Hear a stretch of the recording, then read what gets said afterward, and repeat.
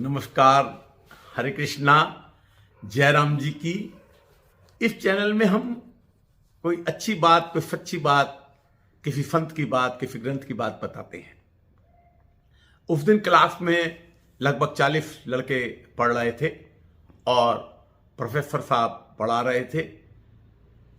इतने में एक लड़का उठा और कहने लगा, सर मेरी एक कीमती वॉच नहीं मिल रही है, लगता है चोरी हो गई। प्रोफेसर साहब ने कहा कि क्लास चल रही है, यहां पे कैसे चोरी हो जाएगी, कहां चली जाएगी तुम्हारी वॉच। उसने कहा, जी जब क्लास चालू हुई थी तब मेरे पास ये वॉच थी, लेकिन अब ये वॉच नहीं मिल रही है, तो कहीं वॉच मेरी गुम हो गई है। तो ये वॉच 5 मिनट का जब ब्रेक हुआ था तब मैं बाहर गया था, और जब मैं 5 मिनट के बाद आया तो ये वॉच जो मैंने अपने डेस्क पर रख दी थी वो अब नहीं मिल रही है। प्रोफेसर साहब ने कहा कि इतनी जल्दी वॉच का चला जाना, इसका मतलब वॉच जो है वो क्लास में ही है, क्लास से बाहर तो कोई गया नहीं है, क्लास में ही होनी चाहिए। तो उन्होंने कहा कि देखिए ठीक है, ऐसा है, आप सब लोग लड़के जितने भी हैं सब लाइन लगा लें और मैं सबकी तलाशी लूंगा, और तलाशी लेने के बाद पता लग जाएगा कि वो घड़ी कहां पर है। सब लोगों ने लाइन लगा दी और प्रोफेसर साहब ने सबकी आंखों पर एक पट्टी बांध दी। पट्टी बांधने के बाद हर लड़के की उन्होंने तलाशी ली, जेब की तलाशी ली, और एक लड़के के जेब से वो घड़ी मिल गई।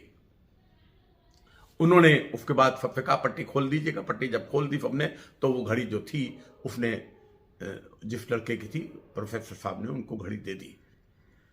लड़के ने पूछा, जी ये घड़ी किसने ली थी? तो उन्होंने कहा, जी आपकी घड़ी मिल गई, आप इससे मतलब नहीं है कि किसने ली थी। लेकिन जिस लड़के ने की घड़ी जिसने चुराई थी वो बड़े मन में शर्मिंदा होने लगा कि अगर प्रोफेसर साहब ने मेरा नाम बता दिया तो आज तो मेरी बड़ी बेइज्जती हो जाएगी और मैं क्या करूंगा, मेरा तो जीना मुश्किल हो जाएगा। मुझे अब सुसाइड करने के अलावा कोई और रास्ता नहीं है, मुझे तो मरना ही होगा। ये घड़ी मैंने चुरा के कितना गलत काम किया है, और ये सब लोगों को, जब सब लड़कों को, मेरे फ्रेंड्स को पता लगेगा तो क्या होगा। लेकिन इसके बावजूद भी प्रोफेसर साहब ने किसी को नहीं बताया कि घड़ी किसकी जेब से निकली है। उसके बाद 4-5 साल बीत गए, कॉलेज का एक फंक्शन था और जिस लड़के की ने घड़ी चुराई थी वो एक बहुत बड़ा आदमी बन गया, एक इंडस्ट्रियलिस्ट बन गया, और उसको सम्मान देने के लिए उस कॉलेज में उसको बुलाया गया।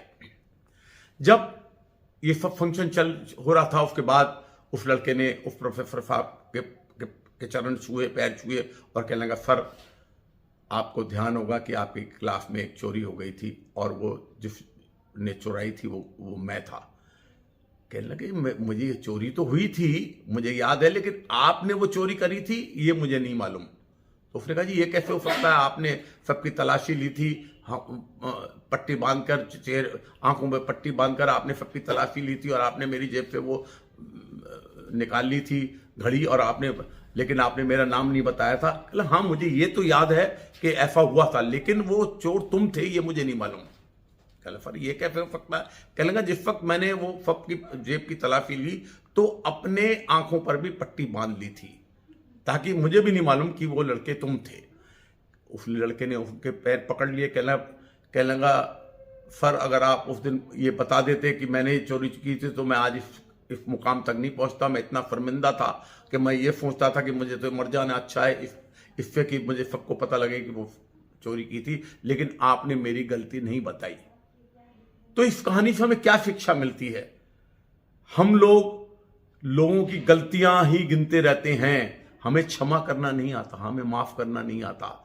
देखिए, पति जो है वो पत्नी की गलतियां ढूंढता है, पत्नी पति की गलतियां ढूंढती है, बाप बेटे में गलतियां ढूंढता है, और सब रिश्तेदार एक दूसरे के अंदर कमियां ढूंढते रहते हैं, गलतियां बताते रहते हैं, और जिंदगी बीत जाती है गलतियां गिनते गिनते।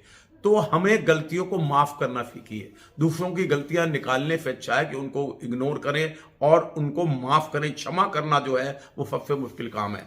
भगवान का जो सबसे बड़ा गुण है कि वो क्षमा कर देता है। हम जब भगवान के आगे हाथ जोड़ते हैं कि हे प्रभु हमसे ये गलती हो गई, तो भगवान उसको क्षमा कर देता है। तो क्षमा करना सीखिए, दूसरों की गलतियों को भूलना सीखिए।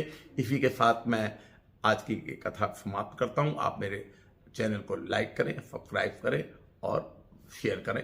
धन्यवाद।